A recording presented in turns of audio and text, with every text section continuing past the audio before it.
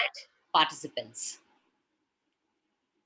It is my honor that today I, Dr. Momita Sengupta, present to you the event organized by Techno India University and Institutions Innovation Council, titled Challenges and Innovations in Mathematical Modeling of COVID-19. Techno India University has always taken a very, very proactive role in solving the various problems of modern society. It is a young, hungry, and dynamic organization which believes in putting entrepreneurship, innovation, and learning by doing first. This particular webinar is another venture in that regard. And we are extremely honored to have a very, very eminent speaker here. And who better to welcome that speaker than the Honorable Dean of Basic Sciences, Techno India University, Professor Dr. Tripti Chakraborty. Professor Dr. Tripti Chakraborty is a guiding light for our university. And moreover, she is very ably accompanied by the head of the department or the Department of Mathematics, Professor Dr. Morani Sinha. Professor Tripti Chakraborty, the floor is yours. Thank you, Momita. Good evening, everybody. It gives me immense pleasure in welcoming Professor Malay Banerjee from Department of Mathematics and Statistics, IIT Kanpur, to this session on challenges and innovations in mathematical modeling of COVID-19. Professor Banerjee, an eminent mathematician, after completing his PhD from the University of Calcutta in Applied Mathematics and serving in Presidency College, Kolkata and Scottish Church College, Kolkata, joined IIT Kanpur, where he holds the position of professor. He is actively involved in research work on nonlinear dynamics, mathematical ecology, mathematical epidemiology, and many other important topics, and is an editor of various international journals, including Mathematical Modeling of Natural Phenomena, and has edited special issues on COVID-19. The pandemic has completely changed the lifestyle of human beings, cutting across location, race, religion, culture, and time. The conflict between life and living has never come to such a conflict earlier. Even today, we do not know how the third wave of COVID-19 is going to hit India as well as other countries of the globe. While the experts have been intensely working on how to contain its spread by way of social distancing measures as well as vaccinating the maximum number of citizens, it perhaps is equally important to work on its mathematical modeling so as to empower the administrators in effective policy planning. Never before epidemic, modeling has come to the forefront of worldwide public policy planning. There can be no doubt that a suitable model forecasting and assessing the course of the pandemic will empower the policy planners to effectively tackle the deadly pandemic. We are indeed lucky that today in this very interesting webinar, organized by the Department of Mathematics and the Institute of Innovation Council, Techno India University. We have someone as eminent as Professor Banerjee, who himself has handled the challenge to modeling and forecasting the spread of COVID-19. We'll request Professor Banerjee to kindly educate the participants on this very important topic. Over to Professor Malay Banerjee. Thank you, madam, for your kind introduction. And just let me share my screen. Can you see my screen clearly? Yes. Okay. Yes, sir, very clearly.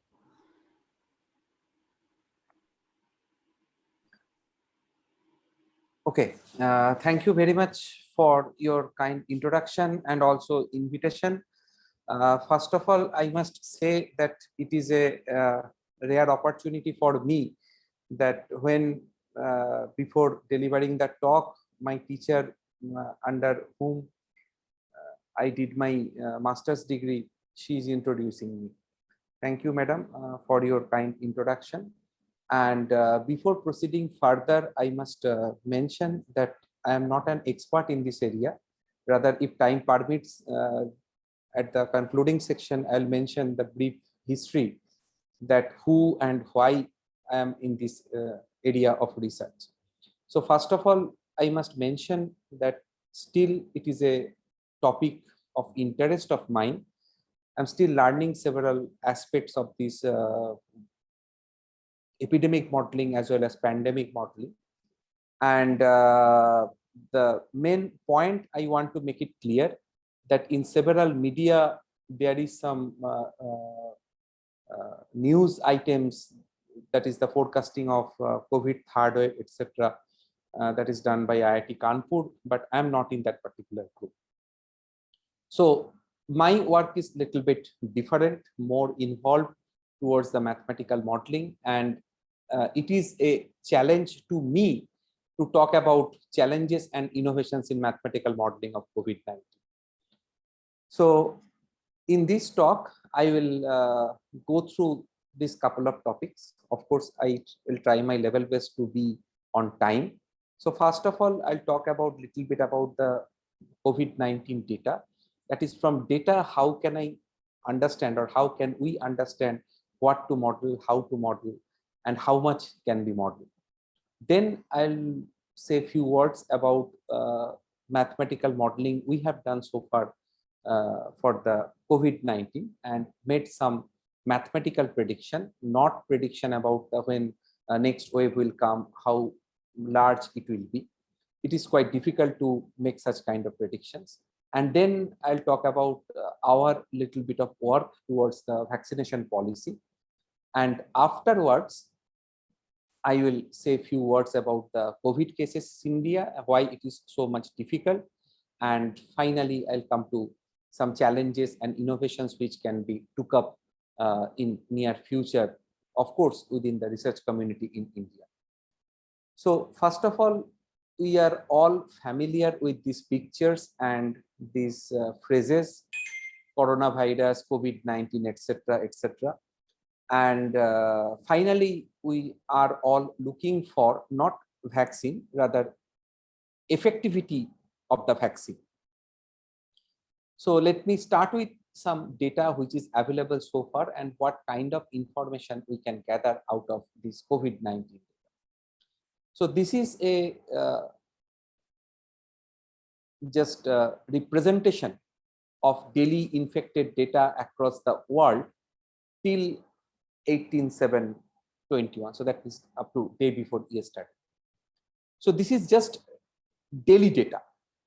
Now, as per the concept of first wave, second wave, third wave, etc., these are concerned.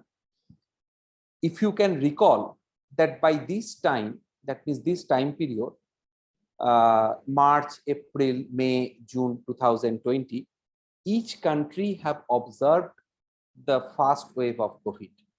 But if you look at the data at the world level, probably you can see some wave structure around the end of 2020 And if you look at this data only, then it seems to you this is the first wave, this is the second wave, and then third wave is that have been started. Now, question is, what is the definition of wave?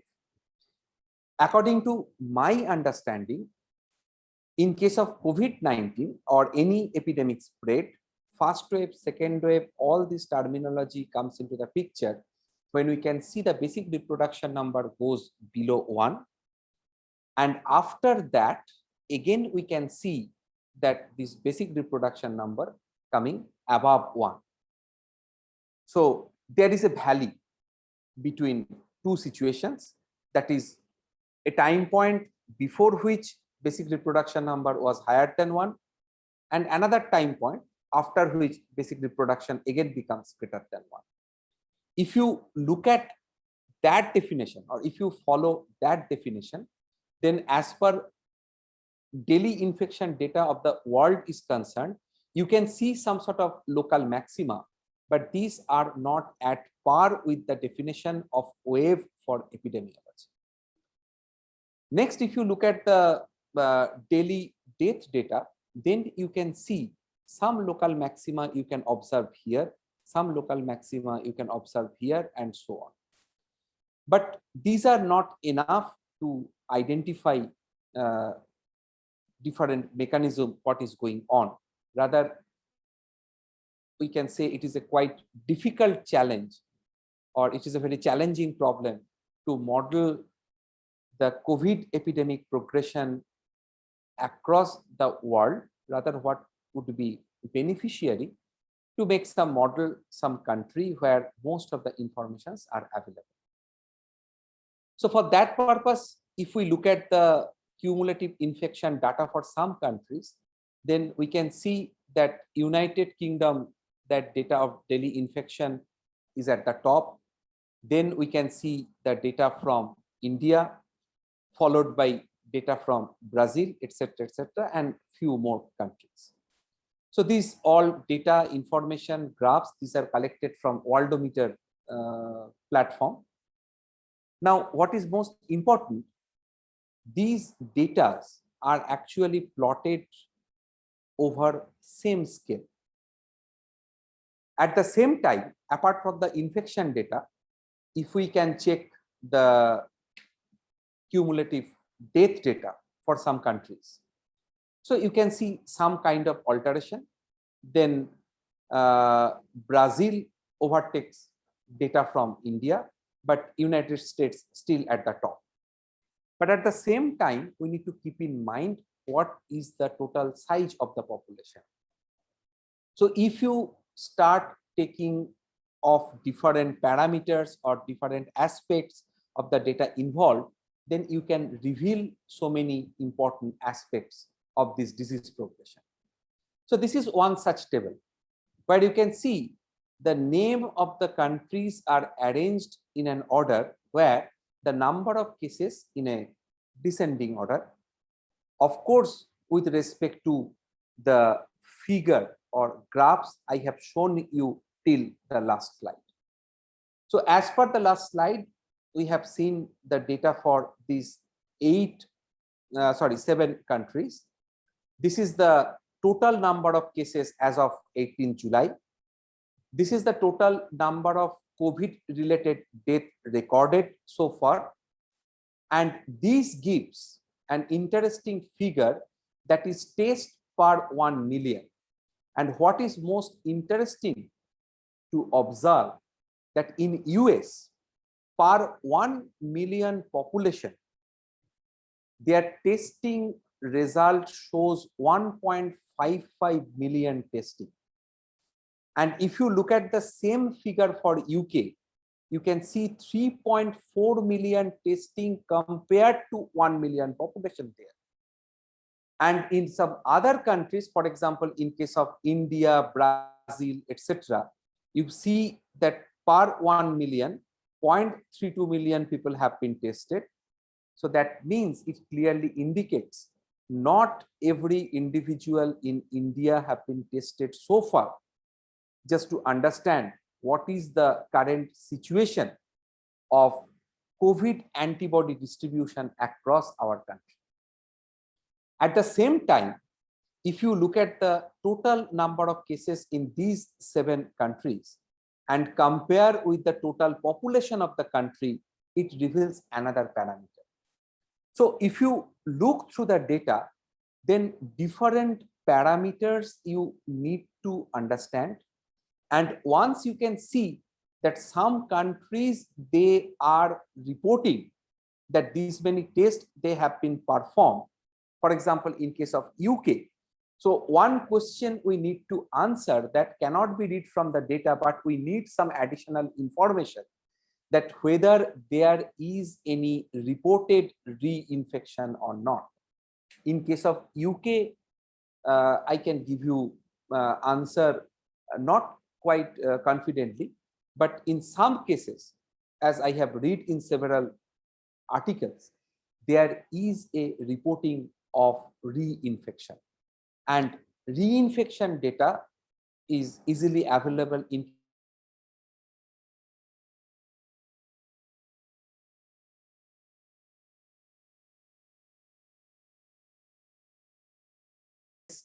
4 different countries. This is for US, this is for UK, this one is for Brazil, and this one is for Germany. So what you can see, the rate or pattern or propagation or pattern of daily reported cases in these 4 countries does not follow the same trend. Rather, they significantly vary from one another. So in this case, if you look at the data from Brazil, so this can be identified as a fast wave or fast peak. And if you look at this portion, so we are quite confused what to do. Rather, we can say there is no downtrend so far before the end of June of 2021. Because if you compare with the earlier downtrend, by this time you can see it followed by again a upward rise in the number of cases. And again, in case of Germany, what you can see by this time, already 3 waves have been completed if we consider the number of peaks is concerned or number of maxima is concerned. But if you go by the definition of basic reproduction number, then of course, this is the case of first wave, this is the case of second wave, and during last couple of weeks, they have observed the basic reproduction number less than 1, but again, there is a slight tendency of increasing in the number of cases. Okay, now if we come to the concept of mathematical modeling, first of all, I must mention that there is no unique way to construct the mathematical model for COVID. Rather, these are different modeling approaches: age structured model, age of infection model, multi-scale model, stochastic model, individual based model. So many modeling approaches are available. Which one we need to adopt, that completely depends upon our intention, our interest, and also the available data. Now, in case of available data, there are 2 different approaches. Some people are interested to construct a data-driven model. So depending upon the data, I can construct the model, or one may think about a valid mathematical model depending upon several aspects or complete understanding of the disease, and then you can try to look for availability of data which can support your model. So in this case, I'm going to talk about the second part. That means if we assume that somehow we are able to understand that how disease progression is taking place at a particular country or a particular region or a particular province, based upon that, we are going to construct a model. And for that, what we can do, we have actually considered ordinary differential equation model. So people who are familiar with the mathematical modeling, they can ask me the question, okay, ordinary differential equation model assumes that if you know the current state accurately, then you can predict the future state appropriately. Is it true? Answer is our intention is little bit different. our intention is that based upon the available data, we can construct a ordinary differential equation model by estimating the parameter, but there are a couple of variability inherent within the model. So in a broad sense, it is an ordinary differential equation model, but not in crude sense, it is a such kind of ordinary differential equation model where initial condition and initial description of the model will be able to predict the future accurately. Rather, what we can say, this modeling approach is valid over a finite time interval, not for the days to come. So if required, if the situation, that means demography of the epidemics and some other technical things have been changed, then we need to change the model, or in other words, what we can say, the model I'm going to talk about, that is not valid for all the countries, rather limited countries, and in particular I can mention this is valid, or this may be valid for such countries where all the requisite informations are available and those informations are reliable. But if you ask me the question how to check the reliability, sorry, I must say we don't have any clue. Rather, what was reliable to us, that is different kind of informations which we are looking for, and so many different aspects. That means some province-wise data, and this province-wise data was matching somehow with the trend of epidemic spread of the entire country, and so on. These are some parameters.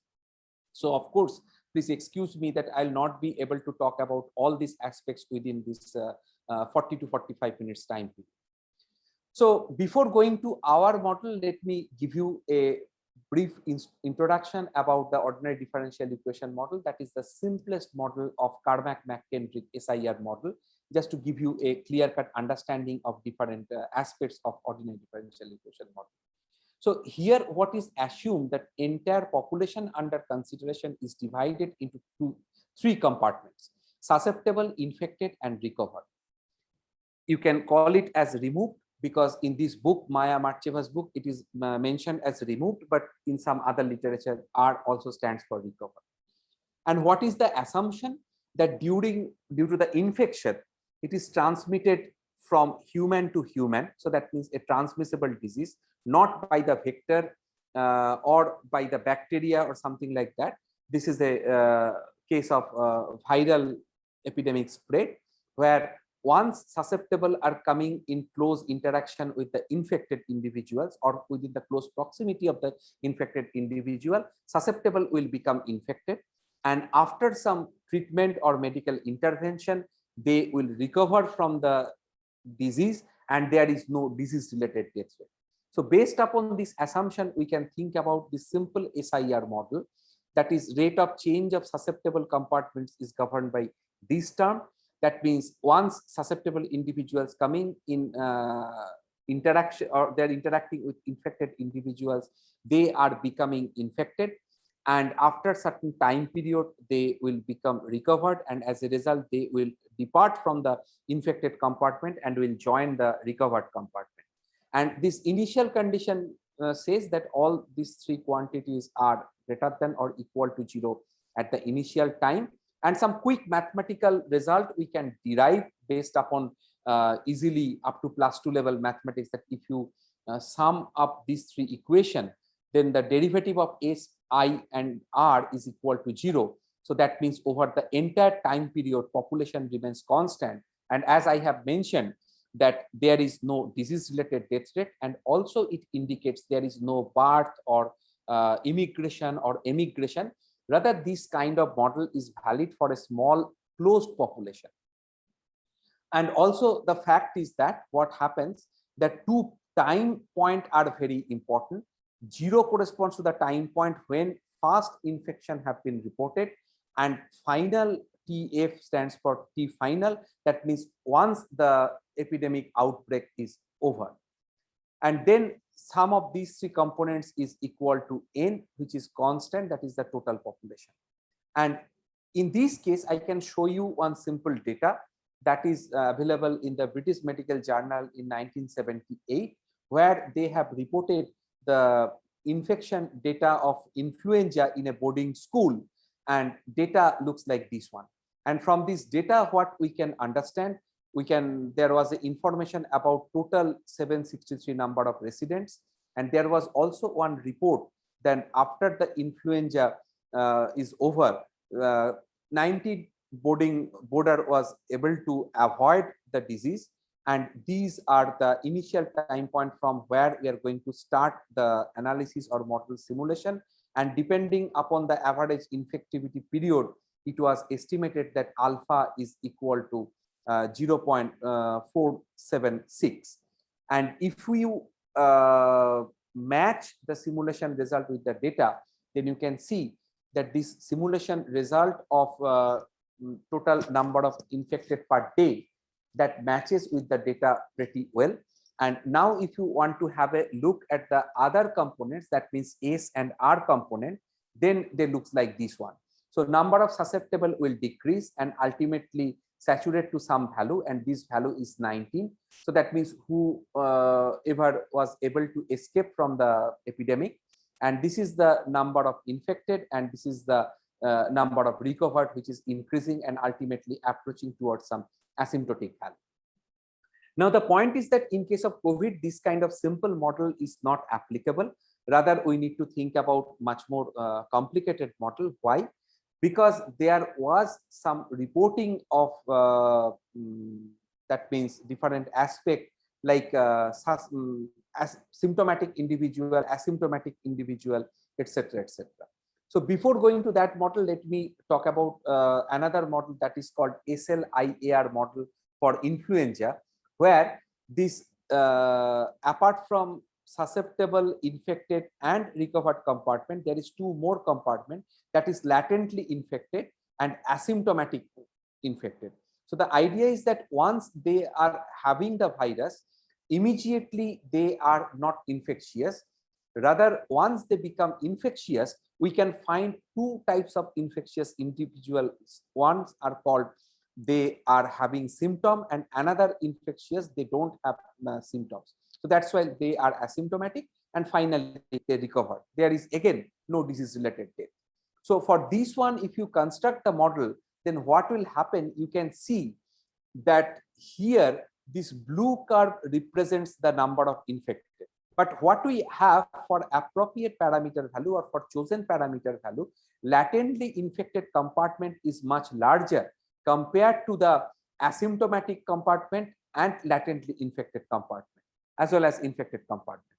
So the point is that why latently infected compartment is important here, because they are infectious. So how much infectious they are, how much contact they are having with the susceptible individual, that plays a crucial role behind this kind of model dynamics. And keeping all these in our mind, now I can show you how we have construct a workable model for COVID epidemic.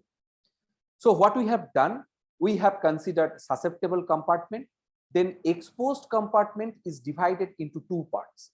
That is exposed but non-infectious and exposed but infectious.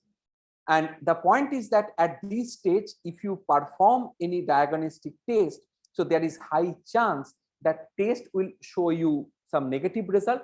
But after some days, again, if you go for the confirmation or once more testing, if you perform, then you can see some of them are tested positive.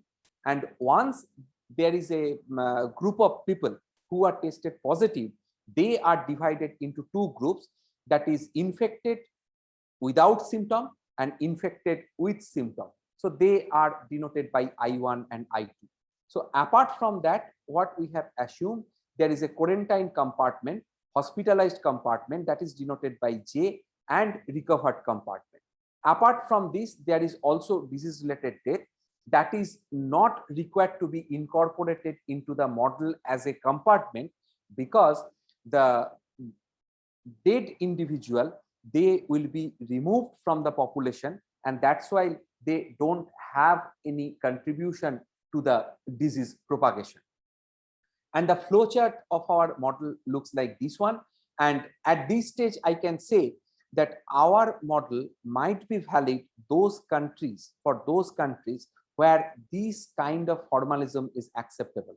So now if you ask me the question that suppose one person traveled from one state to another state or one country to other country, they are asked to go for quarantine or isolation for a couple of days, can your model will be able to accommodate? Answer is no, because this is a very initial model what we have considered, and this kind of formalism was adopted in countries like UK, Germany, and etc. And the point is that there was a susceptible compartment, and as the number of infected was quite less, so consideration of isolated compartment here will not have any effect on the disease propagation. Rather, from there what we can consider that once they have traveled from one country to other country, so there is a chance of exposed situation. So that's why they will bring to this particular category. And then what we can consider after testing, once we can ensure that either they are infected or they are not infected, so accordingly they will be transferred either into the recovered class directly from this stage to this stage or from this stage to this stage. Now the question is that why so many compartments is required to be considered. Answer is that there are several different stages involved with the ingestion of the virus and attachment within our body, then activity of our immune system, and then there is a situation where the virus will be at a proliferating state, and then an individual who was exposed, he will becomes infectious. So these background medical and other biological aspects is responsible for consideration of such kind of compartments. So with this one, our model looks like this one, like this, and I'm not going to explain you each and every step. Rather, if you are interested, either you can have a look at our paper or contact me for your further query. These are the interpretation of different parameters. These are their range of values, and also these are the units for each of the parameters. And what we have considered, that is the most important part. We have considered before the lockdown, there was a little bit higher value of infectivity. During the lockdown, it drops down to some intermediate value. And after some time, what happened, that infectiousness or spread of infection was quite low. So that means the force of infection takes three different values. One at the beginning before lockdown, another value during the lockdown, and the next one after the lockdown. Or rather, what you can say, by this time, the infectious level dropped down to this value to this value. Now, at this level, so many mathematical questions can be asked. This is, of course, a open area of research that one can debate whether it jumps from this value to this value through this value, or it can change from this value to this one gradually in a decaying mode. But if anybody asks the question, why this is a straight line, why not it is a curvilinear connection between these two, then our answer will be whatever data we have and whatever the effective reproduction number and effective infectiousness we have observed from the worldometer data as well as some other sources from Germany. From there, we have actually estimated these values of beta depending upon the infection data. And based upon that, what we have three different range of parameter values, because for each of the infectivity, that means beta value, over each interval of time, we need to estimate all the parameters, and those parameters are reported here, and the quantity within the bracket, those actually indicate the sensitivity index. And this is the data we have. That is, red one is the effective reproduction number, then black one is the beta value they have reported, and this beta t, what we have considered, that means this is some sort of least square curve fitting of this particular format, which matches with this infectivity and ultimately matches with the daily infection, and finally the cumulative infection data for the country like Germany. So if you match with the infectivity or number of infected individuals to the infection data of Germany, then you can see for first type of beta value, you have this type of match. This is cumulative reported data. And on the other hand, you can see that if you assume the rate of infectivity gradually decreases from a higher value to lower value, then we can see the matching is much more acceptable compared to earlier one. And then if you match with the daily data, it is a good agreement, and this is a 95% confidence interval for cumulative data as well as daily infection data. And we have validated this model with data from some other countries. This is for Italy and this is for Spain.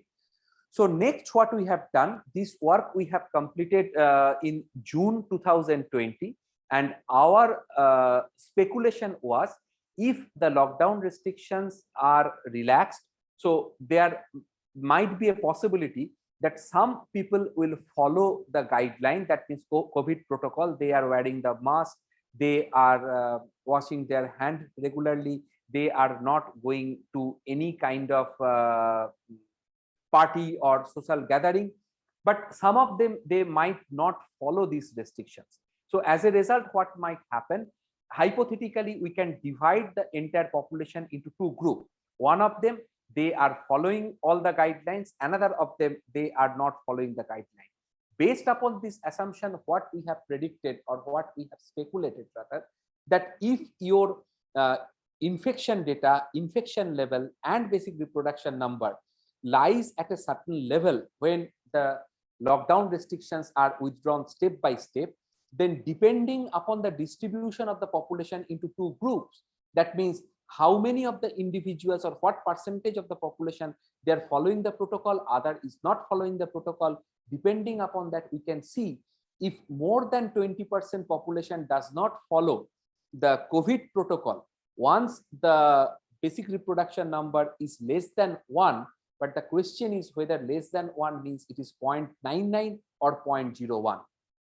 So our speculation was, if it comes below 0.7, of course, coming below 0.7 will take some time for Germany and other countries. But what we have speculated, at the level when the basic reproduction number is at the value of say 0.7 and 20% population is not following the COVID protocol, so there is a possibility that if second wave comes, then its peak will be 5 to 7 times higher compared to the first wave. And this is the complicated model schematic diagram, but this is the model outcome. So if you perform the numerical simulation of the model with appropriate data setup, then assume that 10% is not following the guideline, 90% is following the guideline, you can see still there is a slow growth of the number of cases. But if it happens that 20% individuals are not following the COVID protocol and 80% are following the protocol, although the majority is following, but still it can show that this exponential growth rate is quite higher and it is still increasing. And if you go further projection, you can see the peak will be 5 to 7 times larger compared to that. And once we submitted this manuscript, then referee challenged that, can you validate with some practical data? We was fortunate but unfortunate for the world that by that time second wave arrives, and what we have done, we have validated our model with the data from Spain, that you can see that this is the onset of second wave. I am not going into the details what was the estimated fraction into two groups, and this is the validation with the data from Israel. So this model, in some sense, if you have clear-cut idea that why this is happening or what can happen, so this is able to capture the dynamics of the system. But keep in mind, we are not making any claim, or we never claim that this is the only reason for second COVID wave. Rather, what we can say that this is a mathematical tool by which you can actually speculate if certain percentage of population is not able to follow the protocol, and if your infection stays at certain level, then what can happen in coming days. But if anybody asks me the question, why it is going to occur, how long it will persist, that is not possible to answer, because depending upon the nature of disease progression, what kind of protocol or what kind of restrictions or what kind of measures will be taken by the government or concerned authority, that is not within our speculation. So without any information, that is what is the period of lockdown, what will be the intensity of lockdown, and what is the distribution of different strain of the virus, those are most important factor to make some predictions. But I can say, as per prediction is concerned, any reliable or efficient scientist in case of COVID, they have mentioned we cannot predict anything beyond 15 days. That is some sort of severity of the COVID epidemic is concerned. Now let me talk about little bit about the vaccination kind of work what we have done.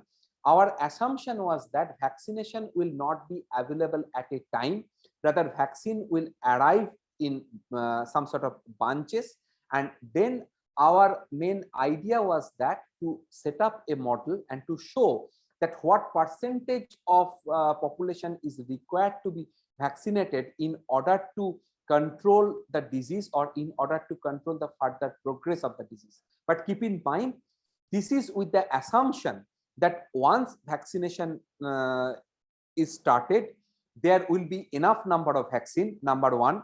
Number two, vaccine efficacy is beyond any question. So that means we have assumed one, it is vaccinated, he or she will not get the disease anymore. But the real picture in case of COVID is little bit different. And this vaccination result is irrespective of the strain of the virus. So that means now you are vaccinating with a vaccine and that can protect from some of the strains, but not from all the strains, then our model prediction will not valid. But what was interesting part was that immediately after the vaccination, they will not depart from the susceptible compartment. Rather, in order to antibody is required to be developed within the body, certain time period is required, and also vaccine are arriving in different branches. Means there will be, for example, in case of 10 million population, we can assume that vaccine will be available, say, every 7 alternative days, and there will be 1 million vaccine is available, just as an example. So this is the mathematical formulation of certain such assumption, and our outcome shows that if 10% population is not following the COVID protocols, then we need less number of vaccine. But if the number of people which are not following the COVID protocol, that is 20% or 30%, so it shows the number of vaccine is required for two group of individual is increasing compared to the earlier cases, that is k equal to 0.1, k equal to 0.2, and k equal to 0.3. This k equal to 0.1 corresponds to the case that 10% is not following the norm, or 0.2 corresponds to 20% is not following the norm, and 0.3 corresponds to 30% is not following the norm. And this shows that different vaccination strategies, and this straight line corresponds to random vaccination. So we are not making any demarcation between the super spreader and ordinary spreader. But what our analysis shows that appropriate control strategy is required to be implemented. And as a result, you can see if you follow this path, in case of 10 million people where 5 million vaccines are available, so then number of infected will be much more less compared to the other cases, because black curve corresponds to the scaling onto the right hand side compared to other three curves corresponds to that means scaling onto the left hand side. So this vaccination strategy is more effective, and it will actually cut the further growth of the peak. But of course, it is a mathematically tractable model, but in reality, reality is quite complex.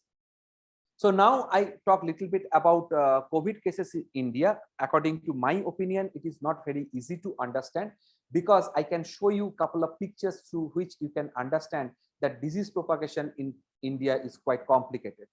This is the data for from Maharashtra for the first wave, and this is the data for 6 neighboring states of Maharashtra. You can see that in 6 neighboring states of Maharashtra, the disease propagation rate is quite different.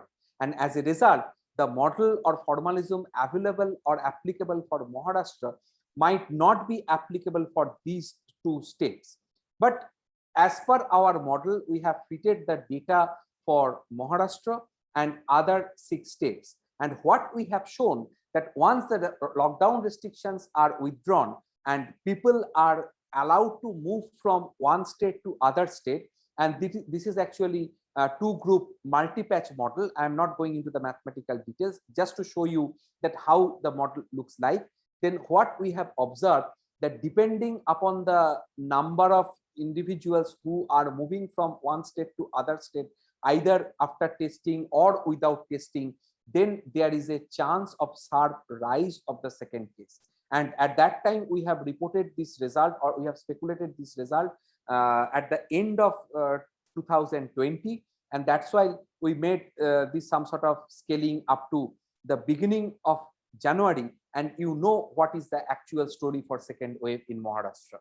And also, in case of India, for second wave is concerned, I am not feeling happy or comfortable for the discussion on second wave in COVID, because this slide is good enough to interpret.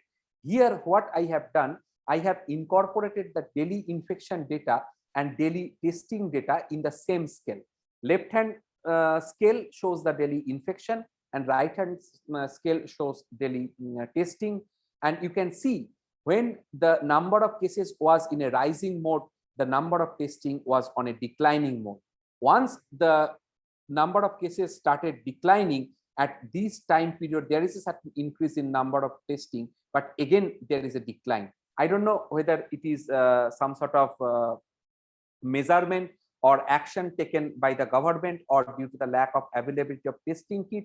That is questionable, but this idea clearly shows that it is not a good idea to construct a model where the testing is declining with the number of cases while increasing. Now, what are the challenges and innovations is required for COVID-19? So first of all, effective contact tracing. This is most important factor, that once one individual is infected, then we need to think about some appropriate tracing protocol in order to understand that how it is spreading from one individual to other individual. If you look at the disease propagation in different states of India, then you can see this is the 7 days moving average and daily reported cases across the states of India, and it shows completely different profile. So according to my opinion, the challenging issue will be to set up an efficient model and fit with each of the state data, and then from there you extract the information for entire country, because there are several variability if you move from one state to other state where the disease propagation or propagation profile is concerned. Next, another one is vaccination. Enough number of vaccination and planned vaccination is required. And in case of vaccination, another important point is that what will be the duration of effectiveness of these vaccines. So that means how long these antibodies will survive within our body. And this is the vaccination information up to 15th of July below 18 plus age group. And you can see the percentage of vaccination in this part is quite less because here population is too much high.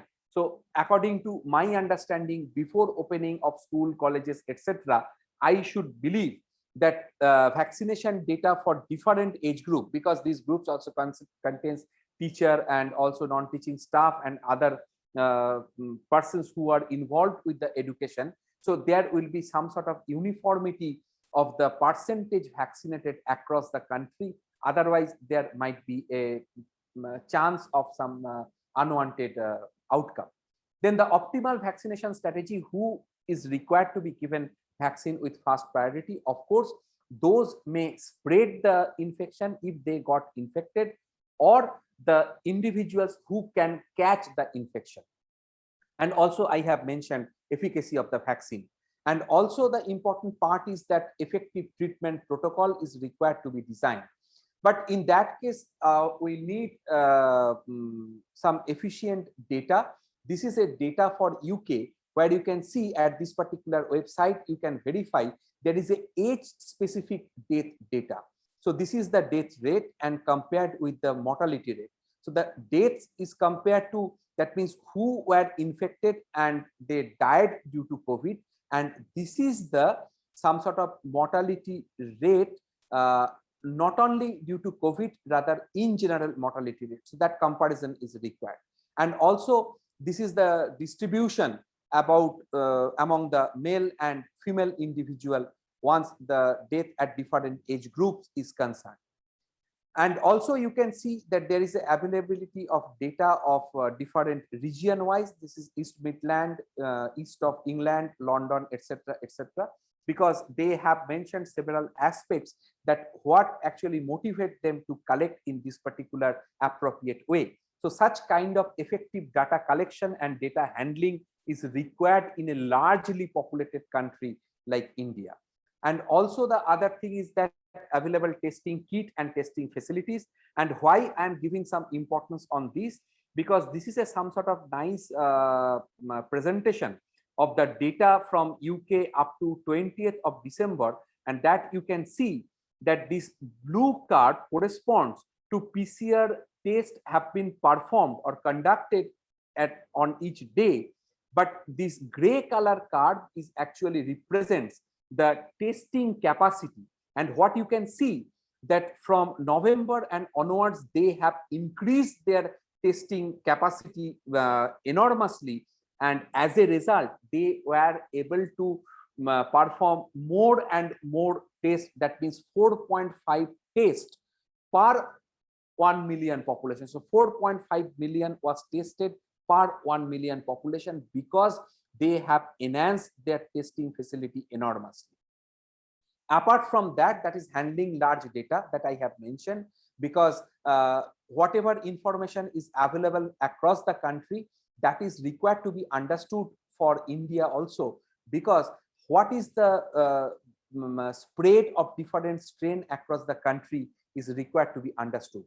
This is the vaccination data across the world, that is 10%, 20%, 30%, 40%, and so on. Populations are vaccinated at different countries. And also this is a measure that is different kind of vaccines which are administered at different countries so far. So all these informations are available here. And finally, what is most important and on which I am also want to be a part of it, that is interdisciplinary research.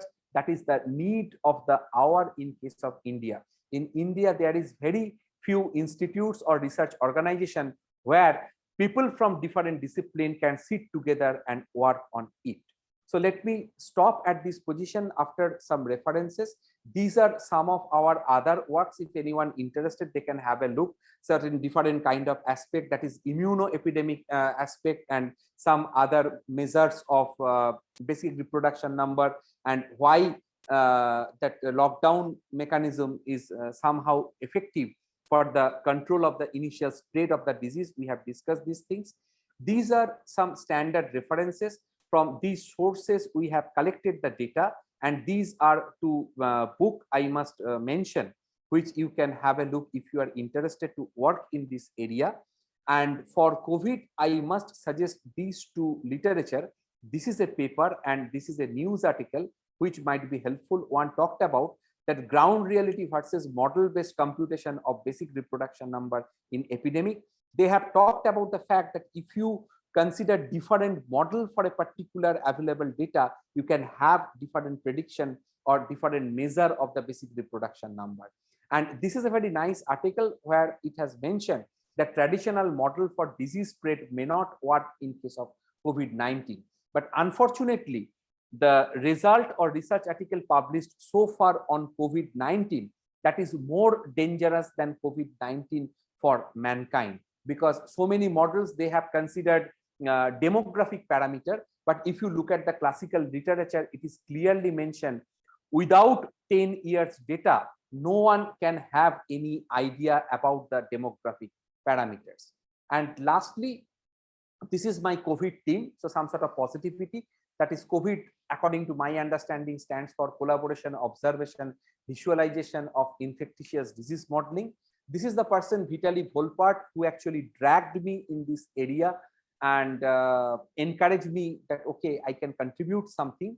And this is Swarnali Shomiran and Anita Sebastian, with whom I have worked so far based upon my today's presentation, but other works which are kept at the references that actually carried out by this group of fantastic people.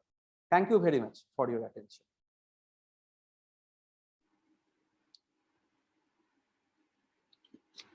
We can't really thank you enough, sir, for this brilliant exposition. And it was so fascinating. It really read like a thriller. I mean, we couldn't, at least I couldn't take my eyes off the kind of presentation that you did. Absolutely fascinating, sir. And the thing is, whatever you are saying, the predictions through the mathematics are actually, we are seeing that happen. And somehow along the line, we have not probably heard the mathematicians enough. Probably we would be in a better position to further better position to deal with this scourge on mankind if we listen to the mathematicians more. Sir, thank you very, very much.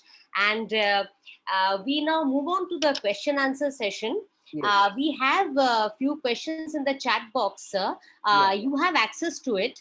Yes, I So can you see could the question actually from look at the Shonu Lamba. Is there some problem with the MATLAB code for this boarding school SIR model? Answer is yes. You can look at the book by Maya Marcheva.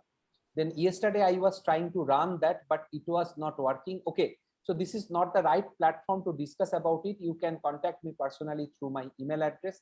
I can give you some suggestion. But I think you can look at the book by Maya Marcheva and Fred Brouwer. They have given some code and also check with the syntax of the code that might resolve the problem. Second is from Biresh Bosak. Sir, have age pre-existing diabetic conditions also been incorporated? Answer is, in our model, as of now, means whatever is published so far is not incorporated. But now we are trying to construct some age structured model, and also the model called, that is how to take care of the comorbidities. So for that we need enough amount of data, and frankly speaking, as I have mentioned, that interdisciplinary research is involved. Being a researcher in mathematics department, sometimes it is quite difficult for me to handle large data, because ultimately if I involve some of my students and they are going to some job market, then interviewer will ask him what we have done with mathematics, because they are not ready to accept data handling as a mathematical tool. So of course we are trying to do that, and there are some literature available. You can search in medical arXiv with this kind of phrases. You will get couple of works in that area. I know one group of people, that is Myra Auger, Nico Stolenrek. They actually worked on this kind of approach with data from Spain and some other European countries. Then another question from Pijus Rai: how do we do hypothesis testing for type 1 and type 2 error for efficacy of vaccine in India? Sorry, I don't know, because they have not published so far clearly anything about the testing of the vaccines. Then Jagannath Bishas asked the question, can you share the PDF of the paper here? Okay, I can okay, you just go to the ResearchGate, and in ResearchGate you will find all my papers. Those are available in my ResearchGate account. Then another question from Sonu Lamba sir: from where we can get the data for reinfection? You are telling, but I could not hear that part due to some. Okay, so for reinfection data, you can look at the one institute. I forgot the name. They have published the reinfection data. Reinfection data is available in Wikipedia for some countries, and some other universities, they actually published some reinfection data. But of course, it is quite difficult to get such data for all the countries, but it is available for some countries because they have already uploaded or published those reinfection data. At least for Germany, I know there are some reporting in co-infection data. You can look at some paper published in Lancet, and also there is a journal from Elsevier, that is infectious disease model. Sir, of course, we as panelists, me and Mourani, we we will take the extra privilege of asking you the questions. Sure. I was very fascinated by your stressing on the interdisciplinary studies. Yes. Please, sir, we are seeing a psychological component and educational component also creep in. Yeah. Because we are seeing the psychological impact, the depression, because of which after COVID recovery there is more the people are more vulnerable to heart disease. Yes. So those factors are also there. So somewhere along the line, can such factors be brought into the mathematical arena? Okay. The point is that first of all, in this case, if I ask you a counter question, that do you have any psychological affected data for COVID? The answer is no. I know answer is no. And I can tell you my personal experience. I don't know whether you are aware of it or not. I was affected from COVID at the end of April 2021. And what happened that from government, I received a call in the middle of June. The person is wanted to know my psychological status. Then I asked him that, do you have any idea that when I was infected? He said, no, I have only information that you were infected. Okay, I was infected. You don't know whether I was infected 10 days back, or 2 weeks back, or 1 month back, or 6 months back. So how can you going to handle my situation? Then he started shouting upon me. And then I politely replied him, you have demanded that you are a psychologist, but you don't have patience to hear my answer. And the point is that I can declare that I am not at all psychologically affected, but you don't have when I was infected. So in case of mathematical modeling, I don't know how mathematical modeling can affect until we don't have any appropriate data. But I can give you one idea that was also discussed in the book that I have mentioned, that is societal aspect or influence of society on the disease progression of different diseases. Suppose one person have some psychological problem, then we need appropriate information. Is it due to some sort of problem with his or her income or job security, or it is due to some financial crisis, that's why he is not able to continue what plan he had for the education of his or her child, or it is something like that he have seen some unwanted situation or unhealthy situation, for example, some death of some near and dear ones, whether he or she was infected by the COVID, it may happen. There is a good number of cases where individuals were infected and they did not receive any kind of support from the society.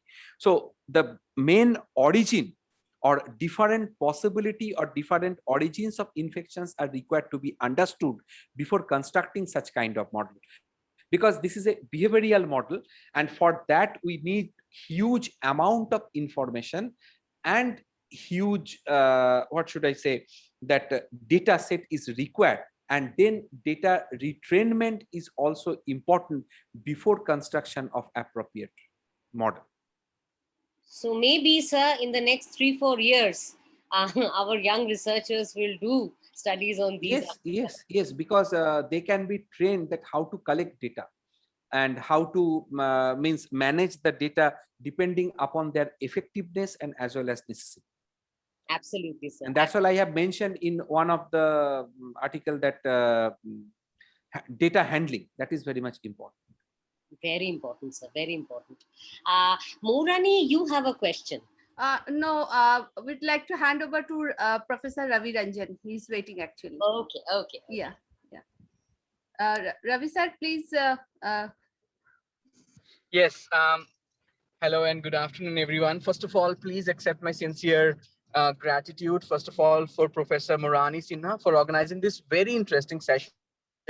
When we talk about innovation, when we talk about startups and entrepreneurship, we primarily think about software, we think about computers. Mathematics is one core area which makes the foundation for technologies like machine learning, artificial intelligence, data sciences. Unfortunately, nobody talks about mathematics. So a big congratulations to Professor Morani Sinha for bringing this very interesting topic of innovation in mathematics.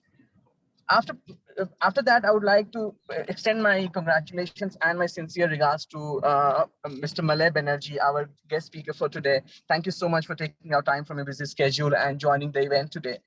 We at Techno India Group, we truly believe in the spirit of entrepreneurship, and we believe that no matter the vertical, with entrepreneurship, we can solve a lot of problems. I would like to share some very quick example.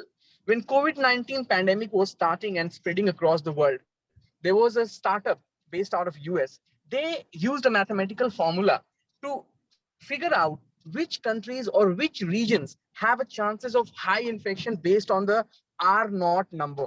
I'm sure Professor Morani and Malay Banerjee would be able to, sir, would be able to share more insights on that. But mathematics, as we all understand, India has been the guru in mathematics. Today, when we talk about startups, when we talk about technology, primarily artificial intelligence, machine learning, we cannot do anything without using mathematics.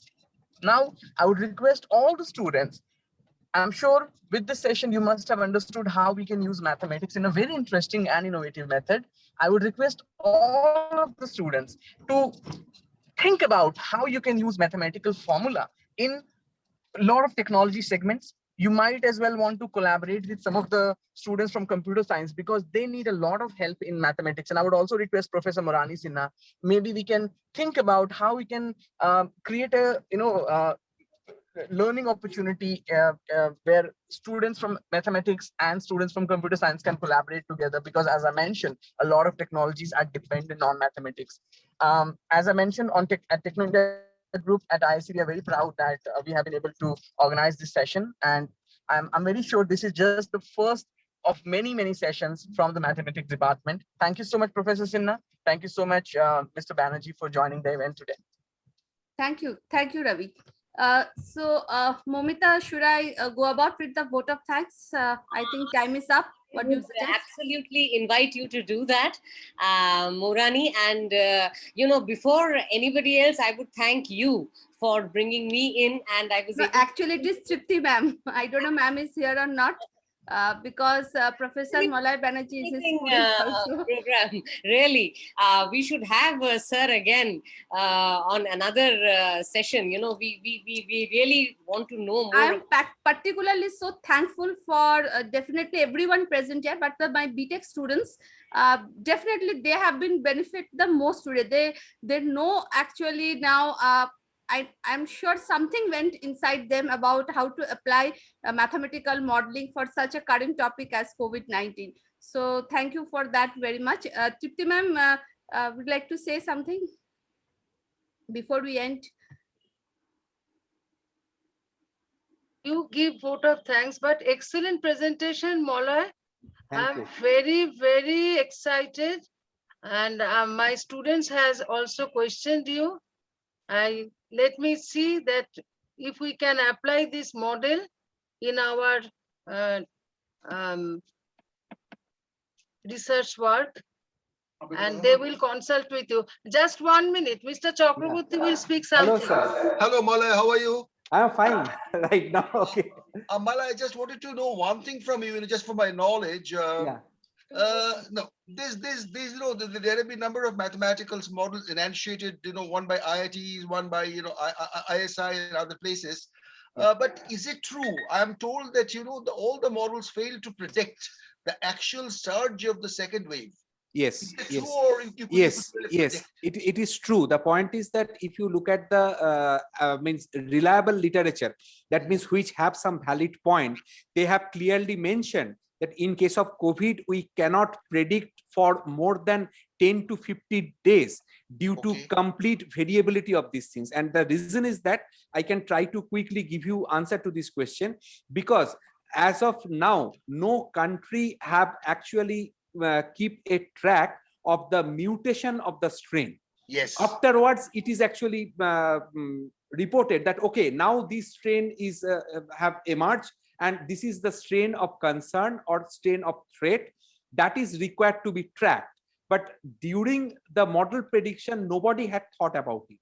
And the Okay. point is that if you look at the this basic formulation of the model, in case of model concerned about IIT or that is ISI, they have considered some demographic term.